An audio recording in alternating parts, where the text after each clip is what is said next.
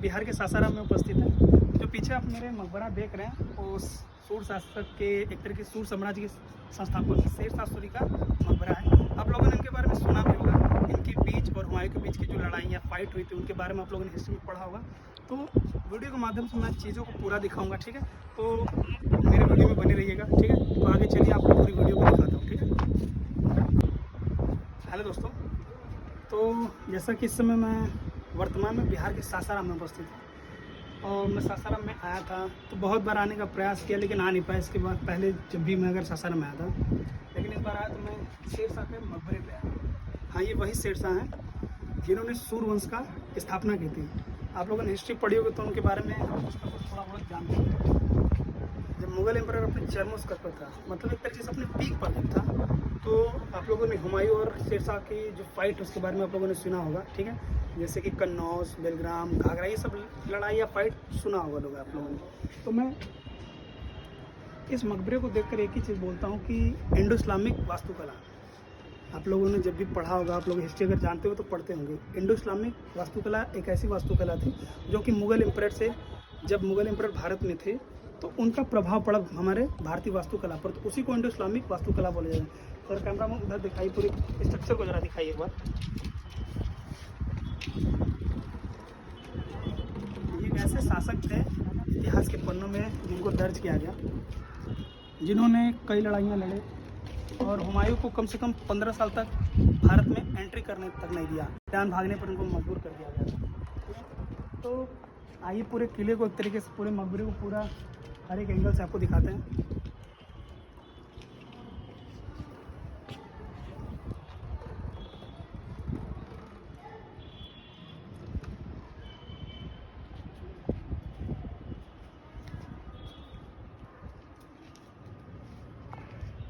मकबरे की खासियत इसलिए अनूठी हो जाती है क्योंकि आप लोगों ने भारत में, जो कि आगरा में स्थित ताजमहल, उसके बारे में आप लोग जानते होंगे।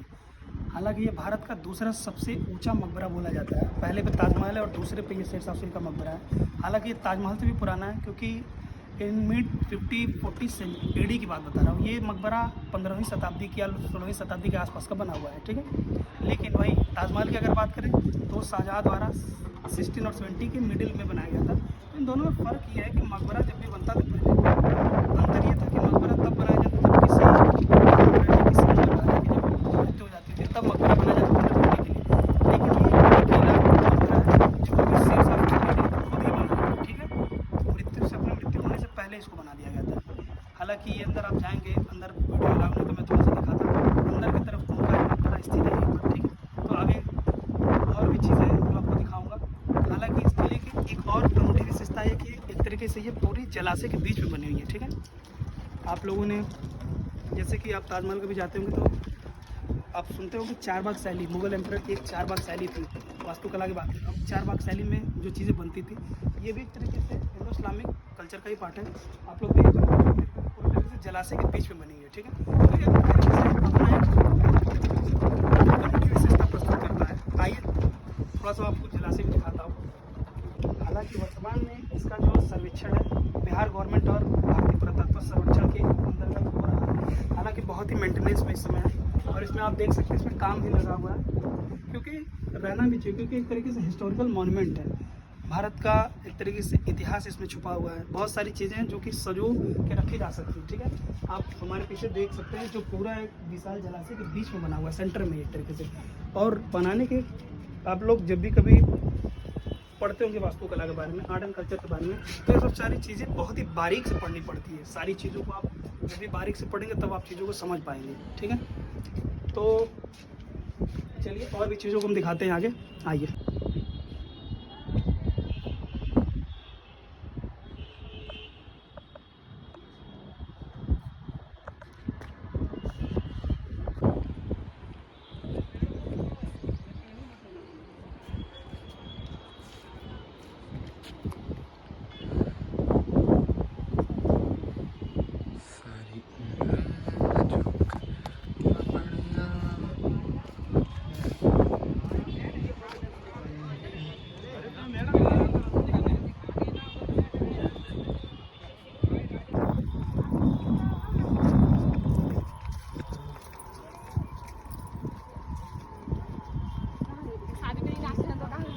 अनिसा